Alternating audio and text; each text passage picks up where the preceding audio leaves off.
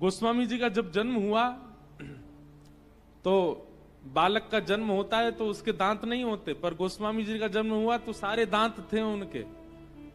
बालक को गोद में लेते ही जो जन्म के समय उपस्थित वहां माताएं थीं, अब देखो दुनिया के बालकों का सौभाग्य होता है जन्म लेते ही ममता रूपी माताएं उसको पहुंचती हैं, उसको गोद में खिलाती हैं, उसको हृदय से लगाती हैं। पर गोस्वामी जी का जैसे ही जन्म हुआ तो जितनी माताएं वहां थी, उन्होंने जैसे बालक को देखा 32 दांत, किसी ने पोंछा तक नहीं, छोड़ के चले गए।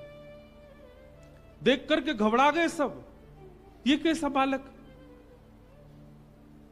जिस समय बालक को हृदय से लिपटाने की स्थिति होती है, सारी माताएं दूर खड़े होकर के तुलसीदास जी को देख रही हैं। क्यों? सारे दांत हैं उनके।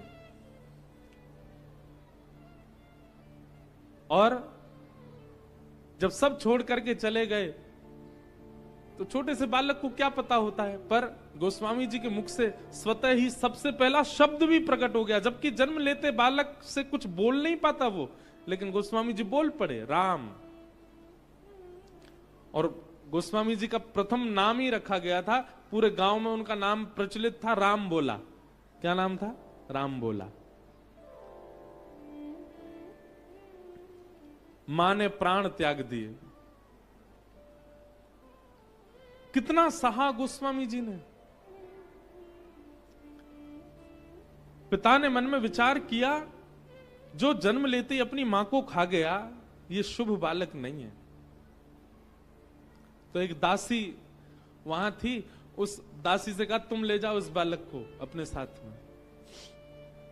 वो दासी ले गई गोस्वामी जी को,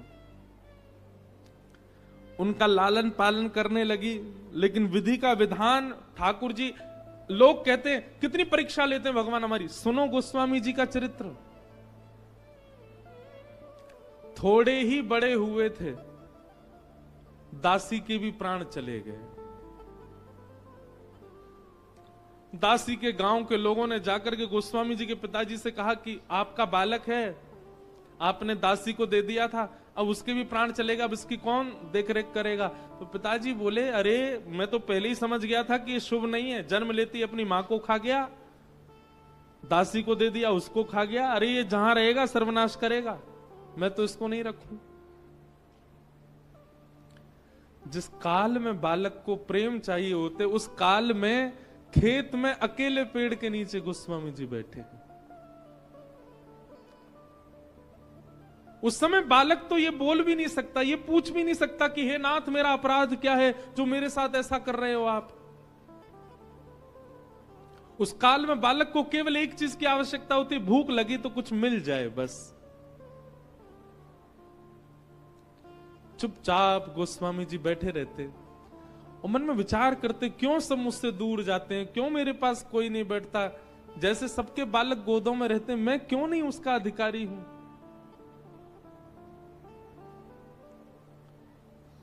और जिसके कोई नहीं होते उसको फिर हमारे महादेव अपनाते हैं। पार्वती जी को आज्ञा की, आप जाइए और जाकर के इस बालक का पोषण कीजिए। एक वृद्ध माता का रूप धारण करके पार्वती जी आती थी, और कभी कुछ खिला जाती, कभी कुछ पिला जाती। इसीलिए गोस्वामी जी महाराज शिव पार्वती को, कल हम वंदना प्रसंग में पढ़ रहे थे ना, शिव पार्वती को श्री गोस्वामी तुलसीदास जी महाराज अपना माता पिता भी मानते। क्यों? बोले मुझे तो सबने छोड़ दिया था, लेकिन इन्होंने ही मेरा लालन पालन किया, इन्होंने ही मुझको।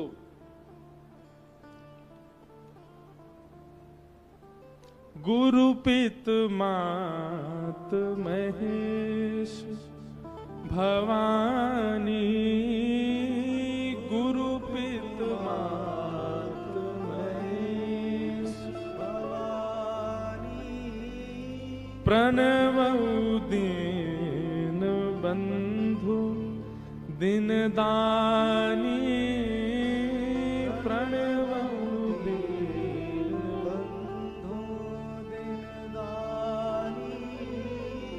गुरु पितु मात महेश भवानी, गुरु पितु मात महेश भवानी। गोस्वामी जी के माता पिता हैं महादेव और पार्वती। कल जब मैं दर्शन करने गया, कल हमको पता था कि हमको आज दर्शन होंगे। क्यों? क्योंकि कल गणेश जी की खूब वंदना गा के गए ना हम यहाँ पे। सीधे स्वामी को मत मनाओ, जो आसपास के गण हैं उनको रिझाओ, तो स्वामी अपने आप प्रसन्न हो जाते हैं। कल हम गणेश जी की वंदना गा करके गए, तो कल महादेव ने ऐसे दर्शन दिए, मेरे को लगता है पिछले 5-6 दिन में रामेश्वरम में ऐसे दर्शन किसी को नहीं होंगे जैसे हमको हुए कल। मानो स्वयं ही सारी व्यवस्था कर रहे। खूब देर खड़े रहे महादेव के सामने, खूब प्रेम से दर्शन किया, खूब नेत्रों से निहारा, अभिषेक तक करवाया, भस्म चढ़ाई। कोई चिड़ मत जाइयो मोते। लेकिन हमारे पास में एक युक्ति है, और वो युक्ति हम बता भी देंगे तो भी आप नहीं कर पाओगे। हमारे पास युक्ति क्या है? जब जब हमको महादेव परेशान करते हैं, दर्शन वर्शन नहीं देते, तो हम सीधे कहते हैं ठीक है, आइयो ब्रज में। पहले तो गोपी बन के आ गए, अब की बार गोपीन ते जाए के राधा रमन राधा वल्लभ सब ते शिकायत करूंगा तुम्हारी। एक ब्रजवासी गयो दर्शन करवे ज्योतिर्लिंग में, और जे महादेव इतने अड़ करके बैठे, दर्शन तक नहीं दिए। हमने तो अपने ब्रज में आपको गोपी स्वरूप प्रदान कर दिया। अरे कहीं यहाँ पे न इतनी दूर से ब्रजवासी आए, वहां को दर्शन तक नहीं दे रहे, ठाकुर जी शिकायत करूंगा तुम्हारी। सोई महादेव अपने आप बुला ही लेते हैं। ये काशी में भी हम कर चुके हैं एक बार, और ये हमने कल यहां पर भी किया। हमने कि ठीक है महादेव 2 दिन है गए, दर्शन की कोई व्यवस्था नहीं, आइयो अब के ब्रज में बताऊंगा तुम्हें, ठाकुर जी शिकायत करूंगा। सोई घबरा जा में बोले अरे भैया ब्रजते तो हमारो काम बनो ही रहेगो, या को बुलाओ जल्दी। कल वीवीआईपी दर्शन करा। अब देखो लोग वाक कहते हैं वीआईपी दर्शन, वीवीआईपी दर्शन ये उचित नहीं है, ये ठीक नहीं है। नहीं है, हम भी इस बात के विरोध में हैं, पर हम कथा भी तो सुना रहे हैं महादेव को। हम व्यास हैं, तो व्यास को दक्षिणा रूप में अगर वीवीआईपी दर्शन महादेव दे दें तो इसमें कोई दिक्कत नहीं। आप भी कुछ सेवा करो, उसके बाद करो वीआईपी दर्शन। खाली पीली कुछ नहीं, होटल में पड़े हो फिर वीवीआईपी दर्शन कर रहे हैं तो गलत है। धाम में आके सेवा करो, धाम में आकर के परिश्रम करो, धाम में आके ठाकुर को रिझाने की कोई क्रिया करो, अपने आप वीआईपी दर्शन करो, फिर कोई दोष नहीं है। लेकिन कुछ सेवा कर नहीं रहे, सीधे दर्शन में जा रहे हैं, तो फिर लाइन में लगना चाहिए। थोड़ा तो श्रम करो। हम तो कथा सुना रहे हैं महादेव को, इतनी दूर से चल के आए कथा सुनाने के लिए, तो हमको तो अधिकार है वीवीआईपी दर्शन करने का। आप भी जाओ। अगर कोई आपको कहे हम वीआईपी दर्शन करा देंगे, तो पहले मानस जी की कुछ चौपाइयां सुना देना बाहर बैठ के, सेवा कर देना, तब जाना दर्शन, तो फिर उसका दोष नहीं लगेगा, तो अपराध नहीं लगेगा। आहा। चैत्र मास की नवमी, जिसे राम नवमी कहते हैं, मंगलवार को अयोध्या में राम नवमी का उत्सव मनाया जा रहा था, और उसी समय गोस्वामी जी महाराज ने रामचरितमानस को लिखा।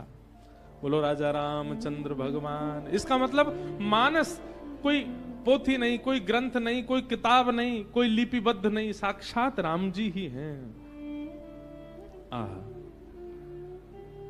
अवधपुरी का बहुत सुंदर वर्णन किया।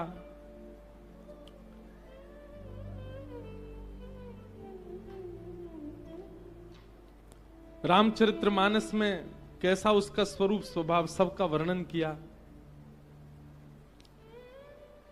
और मानस क्यों कहा गया उसका वर्णन गोस्वामी जी कर रहे हैं।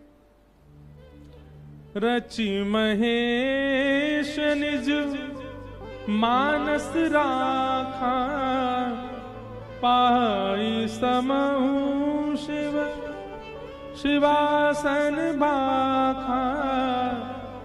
क्योंकि महादेव ने अपने हृदय में इसको विराजमान किया। महादेव जब जब रामचरित्र का स्मरण करते, रामचरित्र श्रवण करते, रामचरित्र का चिंतन करते, उन भावों को अपने चित्त में धारण कर लेते। महादेव ने अपने हृदय में धारण किया, इसीलिए इनको मानस कहा गया। और मानस में रखा क्या था? बोले रामचरित्र, इसीलिए नाम पड़ा रामचरित्र मानस। महादेव की कृपा से गोस्वामी जी को प्राप्त हुआ। एक गुण गोस्वामी जी का दिखता है क्या? अपना श्रेय नहीं लेते गोस्वामी जी कहीं भी कि मैं लिख रहा हूं ना, सब जगह श्रेय दूसरों को प्रदान कर रहे हैं। और यहां पर भी श्रेय महादेव को दे रहे हैं कि बोले उन्हीं के ही हृदय का भाव है, मैं तो केवल लिख रहा हूं। मानस के असली रचयिता तो महादेव हैं। इस प्रकार मानस जी के बारे में बताया।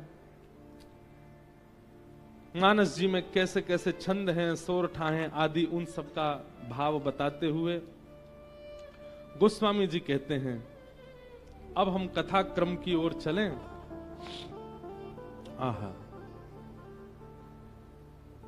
भरद्वाज मुनि बसहि प्रयागा, भरद्वाज मुनि बसहि। एक बात बताएं, मानस जी में वंदना प्रकरण विश्राम होने के बाद कथा प्रारंभ होती है भरद्वाज ऋषि से ही। सबसे पहला कथा का क्रम ही यहीं से शुरू होता है, भरद्वाज मुनि बसहि प्रयागा।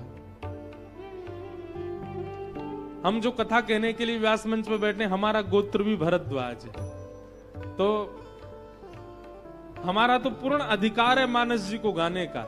वो बात अलग है कि हमको भागवत जी ने पकड़ रखा है, पर हम सत्य बता रहे हैं, भागवत जी कहने में हमको परम आनंद मिलता है।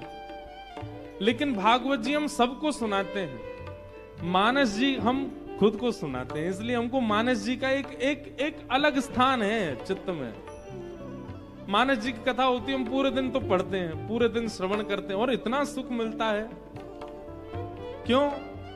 क्योंकि हमारा अधिकार है, हमारे गोत्र के जो ऋषि हैं उन्हीं से ही राम कथा का प्रारंभ हो रहा है। भरद्वाज ऋषि बसहि प्रयागा, भरद्वाज मुनि बसहि प्रयागा, तिन्हि राम पद अति अनुरागा,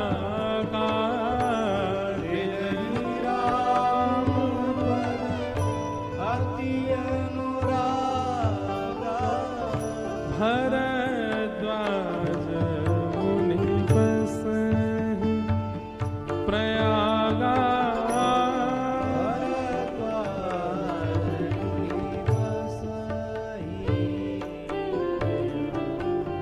ऐसा ग्रंथ लिखा है गोस्वामी जी ने, इसको गाते ही रहो। यहाँ गायन विश्राम होगा ही नहीं। कई बार तो हमको लगता है कि हम आपको इसका अर्थ क्या बताएं। मानस जी की चौपाइयां गा दो, अर्थ तो अपने आप स्पष्ट हो जाता है, समझ में आ ही जाता है सबको।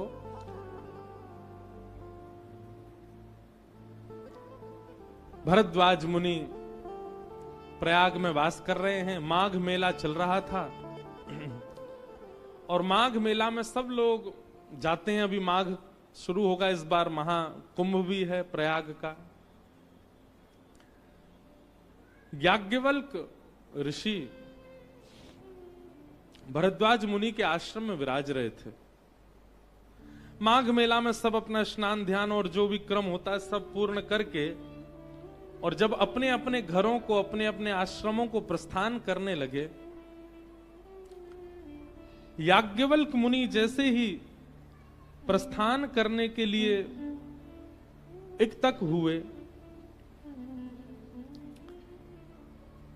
तभी भरद्वाज मुनि ने चरणों में जाकर के प्रणाम किया और कहा, भगवान अभी तो खूब भीड़ भाड़ थी, सब लोगों की चहल पहल थी, माघ मेला में सब लोग आए हुए थे, स्नान आदि कर रहे थे।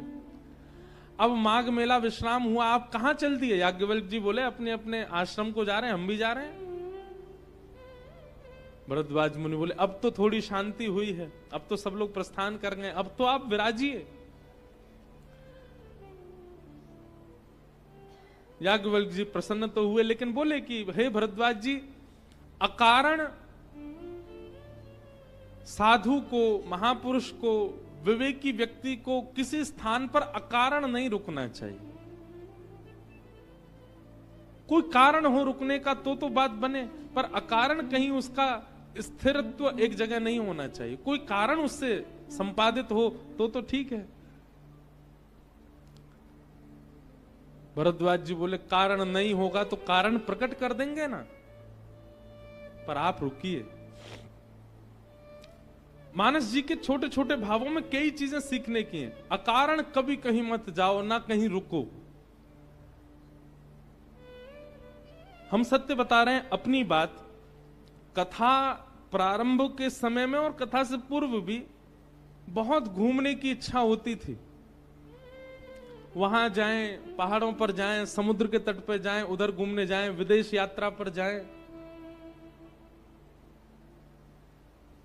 एक बात बुरा नहीं मानिएगा, पर यात्रा पर जाना, छुट्टी पर जाना, घूमने जाना, वह भी एक अकारण प्रयास है। उसमें कुछ कारण सिद्ध नहीं हो रहा है, आप केवल घूमने गए हो। पर ठाकुर जी की ऐसी कृपा हमारे ऊपर कि हम कहीं घूमने भी जाते हैं तो वहां पर भी थोड़ी देर का ऐसे ही सत्संग हो जाता है। विदेश भी जाएं, वहां भी बिना कथा के रह नहीं पाते। इस बार हम गए थे, विदेश यात्रा पर गए कि हमने की कथा नहीं करेंगे, केवल ऐसे ही भ्रमण करके आराम करके आएंगे। पर ठाकुर जी ने ऐसा स्वरूप स्वभाव बना दिया कि जहां बैठते हैं, जहां पहुंच जाते हैं, वहां सत्संग हुए बिना रहता नहीं। फिर गए तो वहां पर भी हुआ। लेकिन ये बात पढ़ करके एक बात समझ में आई कि अकारण आप कहीं भी जा रहे हो, वहां पर भी प्रयास करो कि कोई तो आपका कारण सिद्ध हो।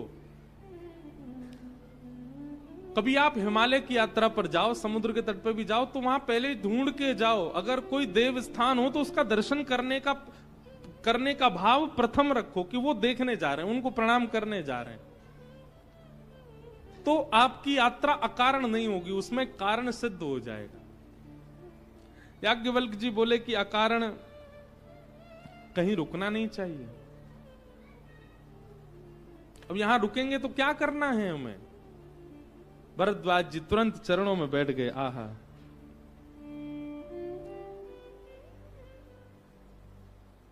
याज्ञवल्क्य मुनि परम विवेकी, भरद्वाज राखे पद टेकी, सादर चरण सरोज पखारे, अति पुनीत आसन बैठारे। आसन पर बैठा करके क्या कह रहे हैं? नाथ एक संशय बड़ मेरे, करगत वेद तत्व सब तोरे, राम नाम कर अमित प्रभावा, संत पुराण उपनिषद। चरणों में प्रणाम करते हुए कह रहे हैं, हे भगवान, मेरे मन में एक संशय है, मैं आपसे पूछना चाहता हूं। क्या? एक राम अवधेश कुमारा, तिन कर चरित विदित संसारा, नारी विरह दुख लहू अपारा, भयउ रोष रण रावण मारा। भगवान, मैं आपसे पूछना चाहता हूं, ये राम की इतनी महिमा वेद पुराण आदि सब जगह पर बताई गई, ये राम है कौन? ये राम तत्व क्या है? राम व्यक्ति कौन है? अगर ये राम परब्रह्म है, राम परमात्मा है, तो मैंने सुना है कि नारी विरह दुख लहू अपारा, अपनी पत्नी के हरण हो जाने पर वो विरह कातर होकर के वन में क्यों घूम रहे थे? क्या ये वही राम है जिन्होंने रावण को मारा? अगर ये वही राम है तो इनको मारने की आवश्यकता क्यों? परब्रह्म है वो, तो भ्रगुटी टेढ़ी करके किसी राक्षस को जन्म ही ना लेने दे। क्या ये वही राम है जो दशरथ के पुत्र हैं? क्या ये वही राम है जो सीता? और ये प्रश्न सुनकर के ही कहा बखानी, ऐसा ही संशय एक बार भवानी ने किया था, पार्वती जी ने किया था, और महादेव ने उनको जो सुनाया वही मैं तुमको सुना रहा हूं। प्रयागराज में भरद्वाज ऋषि के आश्रम में अब राम कथा का वाचन प्रारंभ हुआ। परंतु जैसे श्रीमद् भागवत में कृष्ण कथा सुनाई जाती है, वो बात अलग है कि हम पे समय नहीं रह ले, राम कथा सुननी होती है। ठीक वैसे ही मानस जी में, रामचरित्र में राम कथा प्रारंभ होने से पहले महादेव का चरित्र सुनाया जाता है, महादेव सती चरित्र सुनाया जाता है। इसे कहते हैं विषयांतर। और ये विषयांतर कई बार आगे की कथा को लग रहा है कि बिल्डिंग केवल बन के खड़ी हो गई, नहीं, उससे पहले बहुत कुछ किया गया था। ठीक वैसे ही माता जी अभी विराज जाओ, कथा के बाद विराज जाओ, सब लोग इधर देखो, इधर देखो। तो विषयांतर नहीं, वो खड़े खड़े अगर उनका भाव हो तो कर रहने दो, कोई नहीं। संग सती जग जननी भवानी, संग सती जग जननी भवानी, संग सती जग जननी भवानी, पूजे ऋषि अखिलेश्वर जानी, पूजे ऋषि अखिलेश्वर जानी, राम कथा मुनि वैज बखानी, राम कथा मुनि वैज बखानी, सुने महेश परम सुख मानी, सुनी महेश परम सुख मानी, ऋषि पूछी हरि भगति सुहाई, ऋषि पूछे हरि भगति। गए हैं। कुंभज ऋषि कौन है? अगस्त मुनि ही कुंभज ऋषि। पार्वती जी के चित्त में सत्संग की इच्छा हुई तो महादेव ने स्वयं नहीं सुनाया, एक ऋषि के यहां लेकर के गए। यह भी एक सद श्रोता का लक्षण है। स्वयं जानते हैं महादेव, परंतु मन में विचार आया कि हम कहीं ना कहीं इनके पति हैं, हमारे प्रति खूब श्रद्धा है, खूब भाव है, खूब समर्पण है, पर फिर भी राम जी के यश को हम सुनाएं तो कहीं हो सकता है लेश मात्र भी इनके चित्त में कोई अन्य भाव आ गया तो चरित्र के प्रति इनका अपराध बन जाएगा। इसलिए ऋषि के यहां लेकर के गए और कुंभज ऋषि के यहां लेकर के गए। अब यहां गोस्वामी जी के शब्द देखो, सब जानते हैं, पर जो नहीं जानते, जैसे कि मैं प्रथम वक्ता हूं, इसलिए मैं भी एक एक बात कहना चाहूंगा कथा में। गोस्वामी जी की लेखनी को बहुत ध्यान से सुनना है। ये सारे जितने भी चौपाइयां हम गा रहे हैं, इनमें शब्दों को देखना है। गोस्वामी जी क्या कह रहे हैं? शंकर जी अकेले नहीं गए, संग में कौन गए हैं? संग सती जग जननी भवानी, साथ में सती गई हैं। कौन है सती? केवल सती कह देते तो भी पूरी दुनिया समझ ही रही थी, पर उपमा देकर के कहा कौन? बोले जग जगनी भवानी, जननी भवानी, पूरे विश्व की जननी, पूरे विश्व की मां, पूरे विश्व की पालन करता श्री सती जी साथ में गई हैं। कुम्मज ऋषि ने जैसे ही देखा महादेव आए हैं, पार्वती जी आई हैं, आहा, तुरंत दंडवत प्रणाम किया, आरती करो, हमारे चरणों में ही लौट रहे हैं, तो हमको ही माला पहना रहे हैं, हमारे ही तिलक कर रहे हैं, हमारी आरती कर रहे हैं, ये तो हमारे सामने ही पूर्ण समर्पित भाव से बैठ गए जी, हमको कथा क्या सुनाएंगे।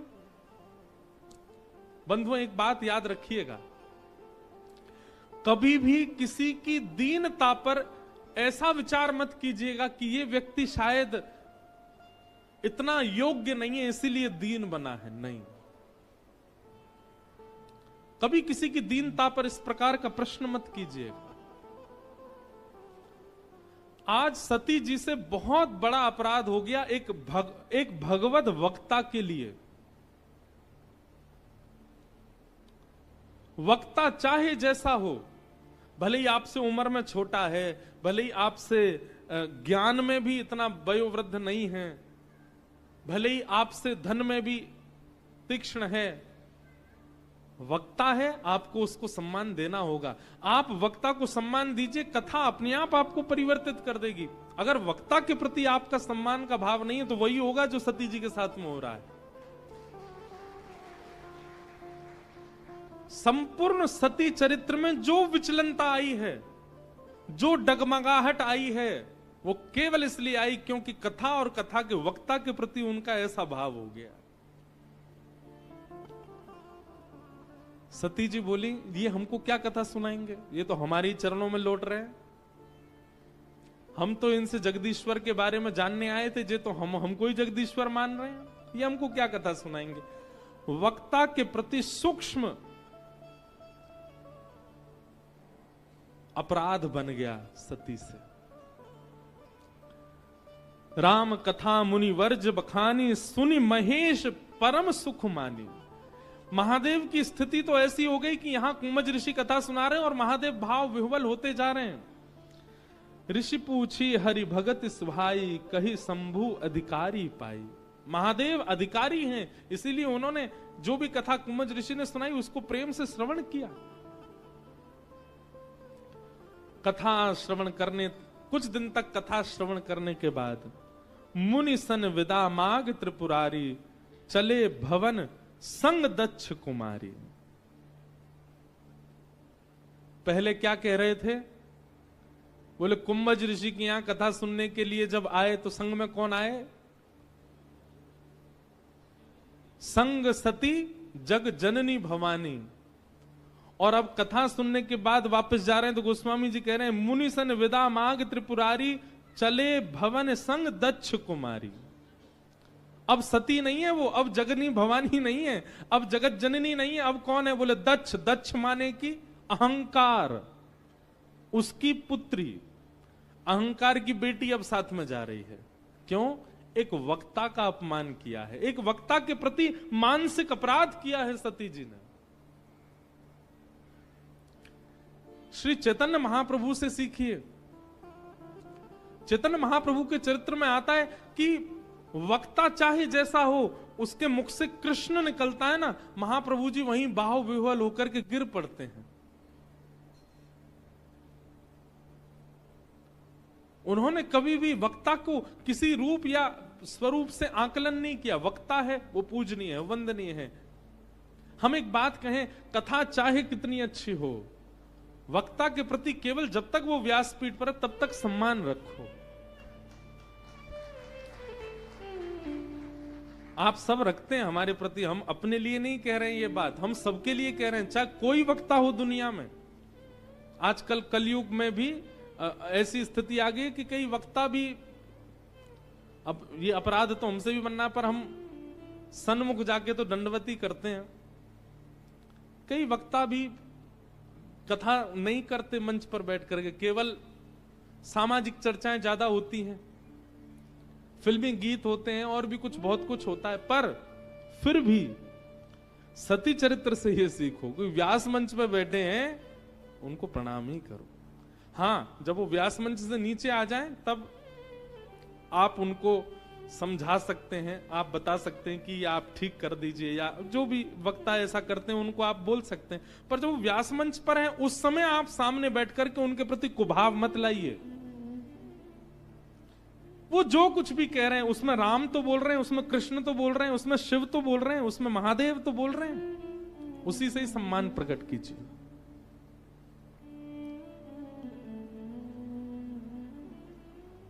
आहा, जैसे ही महादेव कथा श्रवण करके आए, महादेव के तो नेत्र सजल थे।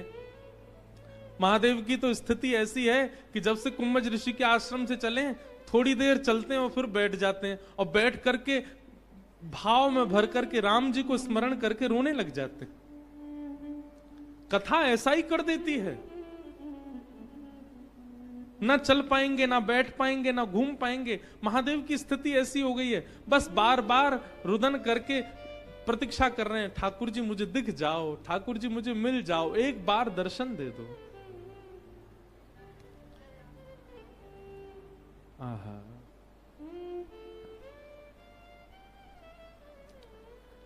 ते ही अवसर भंजन मही भारा, हरि रघुवंश लीन अवतारा, पिता वचन तजि राज उदासी, दंडक वन विचरत अविनाशी।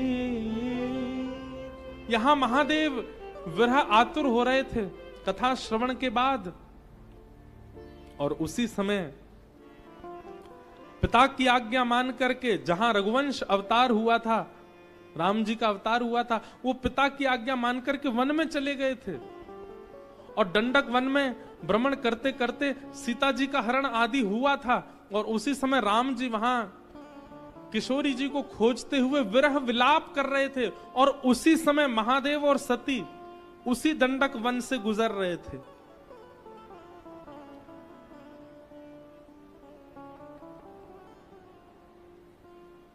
महादेव के चित्त में चली रहा था कि मुझे साक्षात दर्शन हो, और वो दर्शन हुआ। किस रूप में दर्शन हुआ?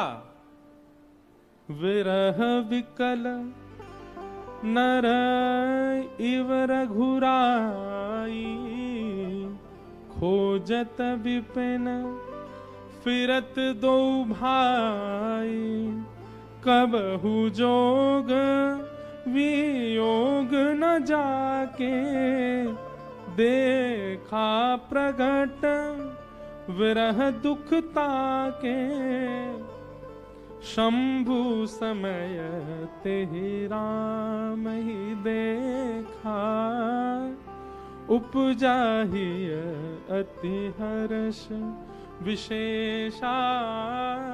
एक बात यहां समझने की है, कथा यदि पूर्ण तत्परता से श्रवण की गई होगी, वक्ता के प्रति जो सम्मान होना चाहिए, कथा के प्रति जो सजगता होनी चाहिए, जिस एकाग्र चित्त से कथा में, एक बात हम आपको कह दें, गलत मत मानिएगा, पर कथा जितनी देर चलती है उतनी देर यदि आप अपने मन से अस्थिर होते हैं, एक क्षण के लिए भी आप अस्थिर कथा से होते हैं, तो उसका बहुत बड़ा अपराध लगता है।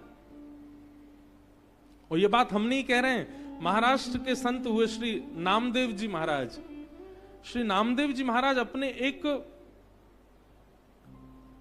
भाव में कहते हैं, एक अभंग में कहते हैं, नामदेव जी कहते हैं, दुनिया में सबसे बड़ा भगवत अपराध क्या है? दुनिया में सबसे बड़ा भागवत अपराध क्या है? कि कोई सत्संग चल रहा है और आप जाकर के वहां सो गए, ये सबसे बड़ा अपराध है। कौन कह रहे हैं? श्री नामदेव जी कह रहे हैं। आप कहोगे महाराज जी नाश्ता इतना भारी बन जाता है, सोफा मिल जाते हैं, क्या करें? पर आप आते हैं, मीठा मीठा स्वर लहरी, यहां पर सब गंधर्व जन देते हैं, तो थोड़ी निद्रा आ जाती है। क्यों आती है? थिएटर में जब 500 रुपए की टिकट लेकर के जाते हैं और वहां अभद्र नृत्य कर रही होती है कोई गणिका, उसको देख के तो निद्रा नहीं आती। जब एक्टर की एंट्री होती है, ढाए ढाए काला चश्मा लगा के गोली मारता हुआ आता है, तब तो निद्रा नहीं आती आपको। घर में बैठ के सीरियल देखते हैं, तब तो निद्रा नहीं आती आपको। और जिसके श्रवण से पूरा जीवन मंगल होना है, वहां सो रहे हम आके। कई बार हमने कथा में कहा ठीक है कथा में आके सो जाओ तो भी कल्याण है, पर अब नहीं कहेंगे, क्योंकि जब से हमने नामदेव जी का अभंग सुना है तब से हमको ये बात सिद्ध हो गई। नामदेव जी कहते हैं सबसे बड़ा भगवत अपराध क्या है? सत्संग चल रहा है और एक वैष्णव बैठ करके कथा सुना रहे हैं और आप सो रहे हैं वहां पे, सबसे बड़ा अपराध। आप भली कितनी भी सेवा करते हैं, आप भली कितनी भी तीर्थ यात्रा करते हैं, लेकिन कथा के प्रति आपका यदि यह समर्पण नहीं कि आप वहां जागृत अवस्था में रह सको। कई लोग घूम घूम के देख रहे हैं कौन कौन सो रहा है।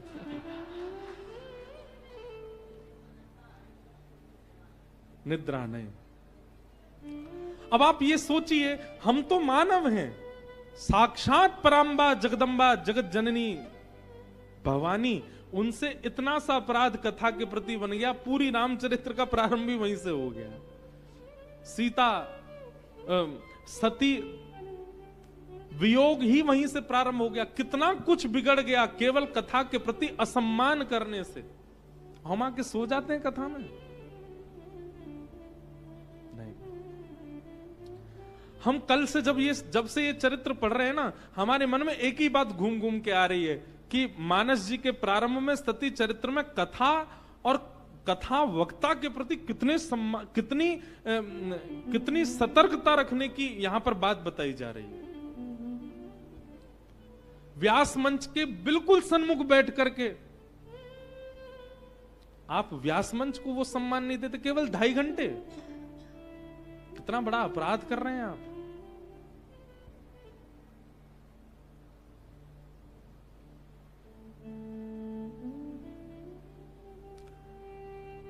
और वहीं आप महादेव को देखिए। महादेव ने इतने भाव विभोर होकर के कथा सुनी। कथा श्रवण के बाद केवल मन में भाव प्रकट हुआ। शंकर उर अति क्षोभ, सती न जान ही मरम सोई, तुलसी दर्शन लोभ, मन डरु लोचन लालची।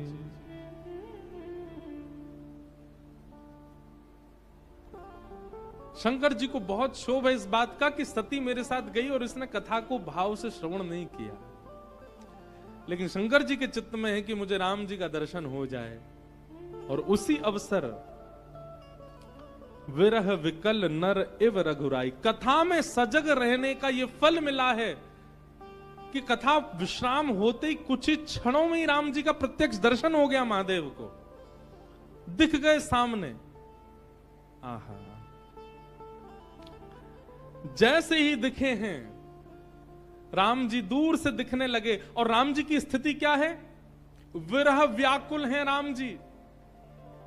वृक्षों को स्पर्श करके रुदन कर रहे हैं, ढूंढ रहे हैं अपनी सीता जी को। लक्ष्मण जी और राम जी की विरह अवस्था का दर्शन महादेव को हो रहा है। दूर खड़े महादेव दर्शन कर रहे हैं। और जैसे ही इस अवस्था का दर्शन महादेव ने किया, तुरंत कह पड़े, जय सच्चिदानंद जग पावन, अस कहीं चले मनोज न सावन, चले जात शिव सती समेता, पुनि पुनि पुलकत कृपाल केता, सती सो दशा शंभु के देखी, उर उपजा संदेह विशेषी, उर उपजा संदेह विशेषी। राम जी को देख करके महादेव जय सच्चिदानंद, जय जगत पावन, जय सच्चिदानंद, जय जगत पावन, जय जयकार करने लगे। और दूर से ही राम जी को देख करके कहीं लीला में विघ्न ना हो, कहीं राम जी के इस क्रम में बाधा ना बनूं, दूर से ही दंडवत करने लगे, दूर से ही प्रणाम करने लगे।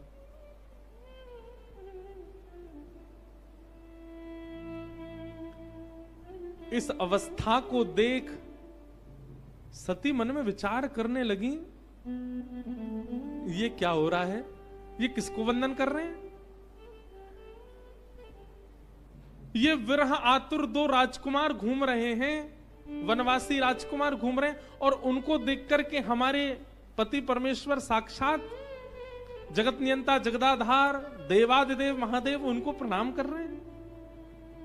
यही होता है, सत्संगी व्यक्ति जो है वो विवेकी होता है, और सत्संग के प्रति कुभाव रखने वाले व्यक्ति का विवेक क्षीण हो जाता है।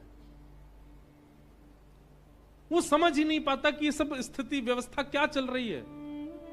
संतों के प्रति, तपस्वियों के प्रति, विरक्तों के प्रति, वैष्णवों के प्रति यदि आपकी अपमान बुद्धि प्रकट हो रही है, अपमान बुद्धि मत, किसी का भजन देख करके, किसी के नेत्रों में कथा सुनते सुनते आंसू देख करके आपको उपहास हो रहा है, अरे ये कोई रोने की बात है, ये रो रहा है बेचारा, इसका मतलब है आपसे अपराध बना है कथा के प्रति। सती मन में विचार कर रही हैं, ये सब क्या हो रहा है? हमारे महादेव स्वयं इतने पूजनीय है, महादेव के चरणों में देवता गंधर्व आदि सब लोग नाक रगड़ने के लिए आते हैं, ये स्वयं इतने वंदनीय, स्वयं इतने पूजनीय, और ये वनवासी राजकुमार जो अपनी एक पत्नी के खो जाने पर विरह आतुर होकर घूम रहे हैं, ये उनको प्रणाम क्यों कर रहे हैं? सत्संग विवेक बुद्धि प्रदान करता है।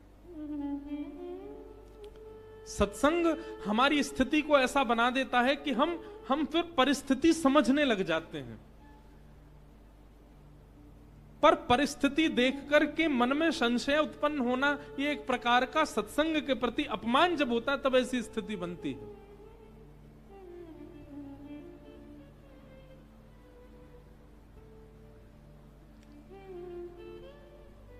महादेव से पूछा, ये कौन है आप जिनको प्रणाम कर रहे हैं? हे देवी, जासु कथा कुंभज ऋष गाय, जो कथा हम अगस्त मुनि के यहां सुन करके आए हैं, जहां तुम और मैं बैठ करके कुंभज ऋषि से सुन रहे थे, जासु कथा कुंभज ऋष गाय, भगति जासु में मुनि सुनाई, सोमम इष्ट देव रघुवीर